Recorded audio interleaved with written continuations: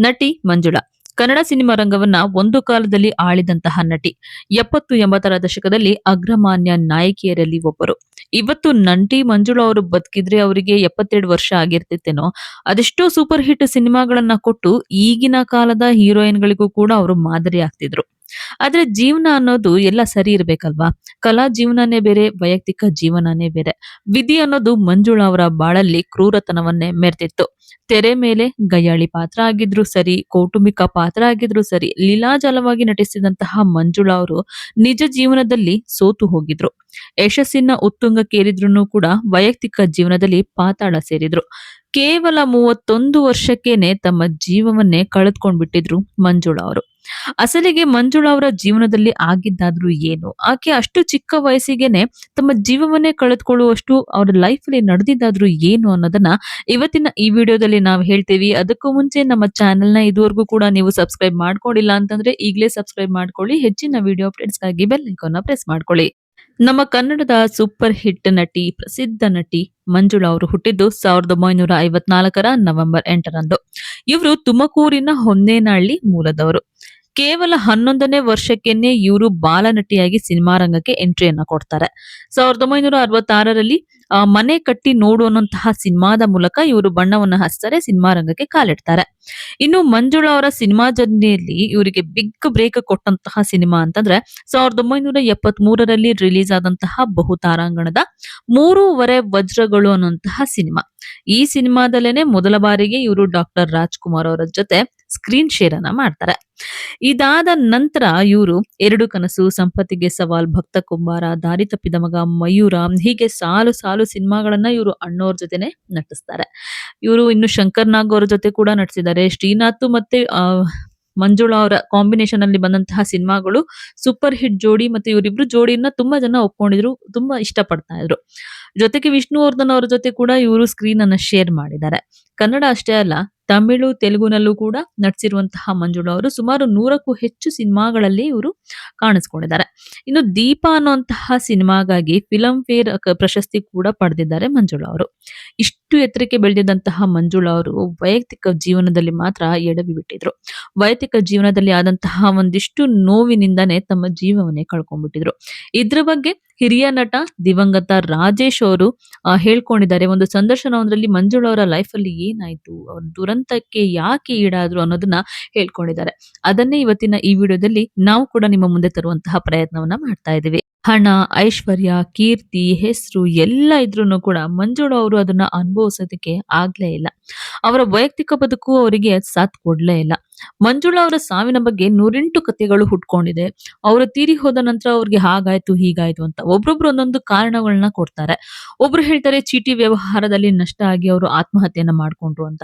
ಇನ್ನೊಬ್ರು ಹೇಳ್ತಾರೆ ಸಿಲಿಂಡರ್ ಸ್ಫೋಟ ಆಗಿ ಅವರು ಸಾವನ್ನಪ್ಪಿದ್ರು ಅಂತ. ಆದ್ರೆ ಹಿರಿಯ ನಟ ಅಂದ್ರೆ ಅವರಿಗೆ ತುಂಬಾನೇ ಹತ್ರ ಆಗಿದಂತಹ ಹಿರಿಯ ನಟ ರಾಜೇಶ್ ಅವರು ಒಂದು ಚಾನೆಲ್ ನಲ್ಲಿ ಒಂದು ಸಂದರ್ಶನವನ್ನ ಕೊಟ್ಟಂತಹ ಟೈಮಲ್ಲಿ ಅವ್ರು ಹೇಳಿದ್ರು, ಮಂಜುಳಾ ಅವರ ಸಾವಿಗೆ ಪ್ರೇಮ ವೈಫಲ್ಯನೇ ಕಾರಣ ಅಂತ ಹೇಳಿ.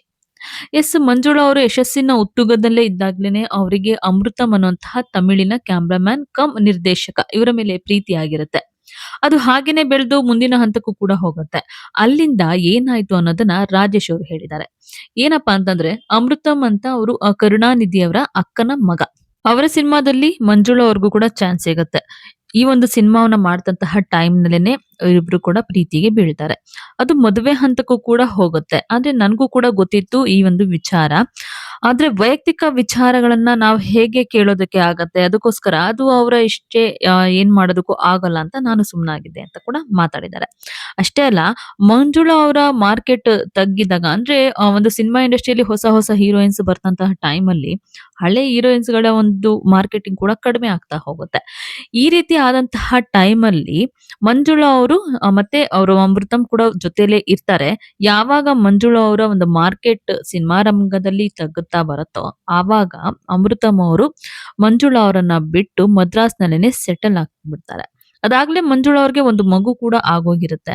ಇದೆಲ್ಲ ನನಗೆ ಹೇಗೆ ಗೊತ್ತಾಯ್ತು ಅಂತಂದ್ರೆ ನನ್ನ ಮಗಳಿಗೂ ಮಂಜುಳಾಗೂ ಸೇತುವೆಯಾಗಿ ಇದ್ದಿದ್ದು ಒಬ್ಬ ಡ್ಯಾನ್ಸ್ ಮಾಸ್ಟರ್. ಆ ಡ್ಯಾನ್ಸ್ ಮಾಸ್ಟರ್ ನ ಮೂಲಕನೇ ನನ್ಗೆ ಈ ವಿಚಾರ ಎಲ್ಲ ಗೊತ್ತಾಯ್ತು. ಖುದ್ದು ಮಂಜುಳಾ ಅವರು ಇದ್ರ ಬಗ್ಗೆ ನನ್ನ ಹತ್ರ ಮಾತಾಡೋದಕ್ಕೂ ಕೂಡ ಹೆದರ್ತಾ ಇದ್ರು, ಮಾತಾಡಿರ್ಲಿಲ್ಲ ಅಂತ ಹೇಳ್ಕೊಂಡಿದ್ದಾರೆ. ಮಂಜುಳಾ ಅವರ ಮಾರ್ಕೆಟ್ ಕಡಿಮೆ ಆಗಿತ್ತು. ಆತ ಬರೋದು ಕೂಡ ಕಡಿಮೆ ಮಾಡ್ಬಿಟ್ಟಿದ್ರು. ಪತಿ ಅಮೃತಂ ಮದ್ರಾಸ್‌ನಲ್ಲಿ ಸೆಟಲ್ ಆಗ್ಬಿಟ್ಟಿದ್ರು. ಆಗ ಮಂಜುಳಾ ಅವರು ಫೋನ್ ಮಾಡಿ ತುಂಬಾನೇ ದುಃಖ ತೋಡ್ಕೊಳ್ತಾ ಇದ್ರು. ಆ ಕಡೆಯಿಂದ ಅಮೃತಂ ಕೂಡ ಸಮಾಧಾನ ಮಾಡಿ "ನಾನ್ ಬರ್ತೀನಿ ಆಗೊಮ್ಮೆ, ಈಗೊಮ್ಮೆ" ಅಂತ ಕೂಡ ಹೇಳ್ತಾ ಇದ್ರು. ಆದ್ರೆ ಮಂಜುಳಾ ಅವರು ಅಟ್‌ಲೀಸ್ಟ್ ಮಗುವನ್ನ ಕೂಡ ನೋಡೋದಕ್ಕೆ ಬರ್ತಾ ಇಲ್ಲ ನೀವು. ನನ್ನ ಮಾರ್ಕೆಟ್ ಇದ್ದಾಗ ಜೊತೆಯಲ್ಲೇ ಇರ್ತಾ ಇದ್ರಿ. ಈಗ ನನ್ನ ಮಾರ್ಕೆಟ್ ಕಡಿಮೆ ಆಗೋಗಿದೆ. ನನ್ನನ್ನ ಬಿಟ್ಟು ದೂರ ಹೋಗಿದ್ದೀರಾ. ಯಾಕೆ ಈ ರೀತಿಯಾಗಿ ಮಾಡ್ತಿದ್ದೀರಾ ಅಂತ ಕೂಡ ಆಳ್ಕೊಳ್ತಾ ಇದ್ರಂತೆ. ಆ ಕಡೆಯಿಂದ ಅಮೃತಮ್ ಅವರು ಹಾಗೇನಿಲ್ಲ ನನ್ನ ಒಂದು ಸೋದರ ಮಾವನ ಕೆಲಸದ ಒತ್ತಡ ಜಾಸ್ತಿ ಇದೆ. ಹಾಗಾಗಿ ನಂಗೆ ಬರೋದಕ್ಕೂ ಆಗ್ತಾ ಇಲ್ಲ ಅಂತ ಕೂಡ ಮಾತಾಡ್ತಿದ್ರಂತೆ. ಇದ್ರಿಂದ ಮಂಜುಳಾ ಅವರು ತುಂಬಾ ಅಂದ್ರೆ ತುಂಬಾನೇ ಒಂಥರ ದುಃಖ ಇರ್ಬೋದು, ಡಿಪ್ರೆಷನ್‌ಗೂ ಕೂಡ ಹೋಗ್ಬಿಟ್ಟಿದ್ರು. ಆದ್ರೆ ಇದೇ ಟೈಮಲ್ಲೇನೆ ಮಂಜುಳಾ ಅವರು ಮತ್ತೊಬ್ಬನ ಜೊತೆ ಪ್ರೀತಿಗೆ ಬೀಳ್ತಾರೆ. ಮತ್ತೊಬ್ಬನನ್ನ ಮದ್ವೆ ಆಗೋದಕ್ಕೂ ಕೂಡ ಅವರು ನಿರ್ಧಾರವನ್ನ ಮಾಡ್ತಾರೆ. ಅವರಿಗೆ ಒಬ್ಬ ಹುಡುಗ ಕೂಡ ಸಿಕ್ಕಿರ್ತಾನೆ. ಅವ್ರು ಬಂದು ಚಾಮರಾಜನಗರ ಮೂಲದವನು.